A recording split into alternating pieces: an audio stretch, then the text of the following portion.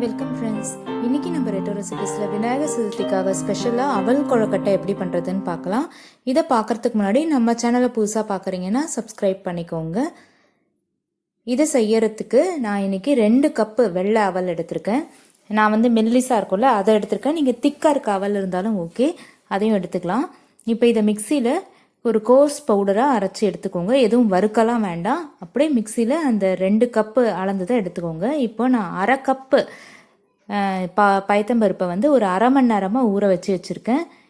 இப்படி நெசுக்கிற அளவுக்கு ஊறினா போதும். அதுலேருந்து 1 டேபிள் ஸ்பூன் பருப்பு மட்டும் எடுத்து வச்சுட்டு மிச்சத்தை மிக்சியில் அரைச்சி எடுத்துக்க போகிறேன்.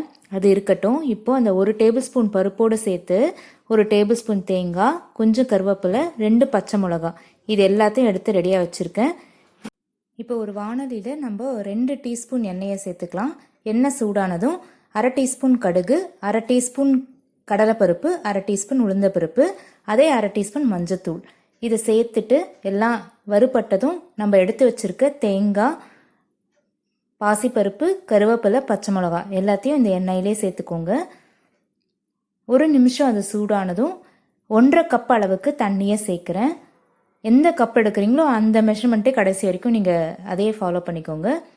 இப்போ தண்ணியில் தேவையான அளவு உப்பு சேர்த்துக்கிறேன். பெருங்காயம் ஒரு அரை டீஸ்பூன் சேர்த்துருக்கேன். கொஞ்சம் கொதி வரா மாதிரி ஆனதும் நம்ம அரைச்சி வச்சுருக்க பருப்பை இதில் சேர்த்துடலாம். நல்லா மிக்ஸ் பண்ணிக்கோங்க. இது உடனே கட்டிப்பட்டுரும். அதனால் இந்த ஸ்டேஜில் மீதி ஒரு அரை கப் தண்ணியை சேர்க்குறேன். இப்போ நம்ம பவுடர் ஆக்கி வச்சுருக்க அவலை சேர்த்துடலாம். ரொம்ப ஈஸி இது பண்ணுறது. மிக்ஸ் பண்ணிக்கோங்க. ஒரு 2 நிமிஷத்துலேயே நல்லா கட்டிப்பட்டுரும்.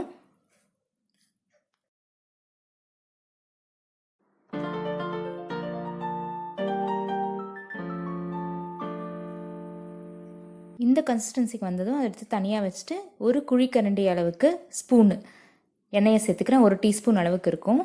அதை சும்மா அப்படியே மிக்ஸ் பண்ணிக்கலாம். இது கை பொறுக்கிற சூடு வர வரைக்கும் நீங்கள் வெயிட் பண்ணலாம். இல்லைனா இந்த மாதிரி பக்கத்தில் தண்ணியை தொட்டுட்டு ஒரு சின்ன பால் சைஸ் உருண்டையாக்கி மோதக ஷேப் வர வரைக்கும் பண்ணி எடுத்துக்கோங்க. இப்போ நல்லா ரவுண்ட் ஆக்கியாச்சு. மேலே மோதக ஷேப்புக்காக கொஞ்சம், அவ்வளோதான். விநாயகர் சதுர்த்திக்கான மோதகம் ரெடி. இது நீங்கள் ஈவினிங் ஸ்நாக்காக கூட சாப்பிட்லாம், இல்லை மார்னிங் டிஃபன் கூட இது பண்ணுறது ரொம்ப ஈஸி தான். பிடி கொழுக்கட்டையாக கூட நீங்கள் பிடிச்சி வச்சிடலாம். இப்போ இதை நான் இட்லி தட்டில் க்ரீஸ் பண்ணி வச்சுருக்கேன். ஸ்டீமர் இருந்தாலும் யூஸ் பண்ணுங்கள். 5 நிமிஷம் ஸ்டீம் பண்ணால் போதும், நல்லா வெந்துடும். 5 நிமிஷத்துக்கு அப்புறம் சூப்பரான அவல் கொழுக்கட்டை ரெடி ஆயாச்சு. இந்த கார அவல் கொழுக்கட்டை பண்ணுறதுக்கு மொத்தமே 10லேருந்து 15 நிமிஷம் தான் ஆகும். நீங்கள் பருப்பை மட்டும் முன்னாடியே ஊற வச்சுருங்க, அவ்வளோதான். ரொம்ப ஈஸி. எவ்வளோ சாஃப்டாக இருக்குன்னு பாருங்கள். 2 விரலில் அப்படியே பிச்சு எடுத்துடலாம், அவ்வளோ சாஃப்டாக இருக்கும். பருப்பும் அந்த அவலும் சேர்ந்து டேஸ்ட் ரொம்ப டிஃப்ரெண்ட்டாக சூப்பராக இருக்கும். இந்த வாட்டி இந்த கார கொழுக்கட்டையை கண்டிப்பாக ட்ரை பண்ணி பாருங்கள். இது பிடிச்சிருந்தா ஒரு லைக் கொடுங்க. உங்கள் ஃப்ரெண்ட்ஸ் அண்ட் ஃபேமிலிக்கும் ஷேர் பண்ணுங்கள். தேங்க்யூ.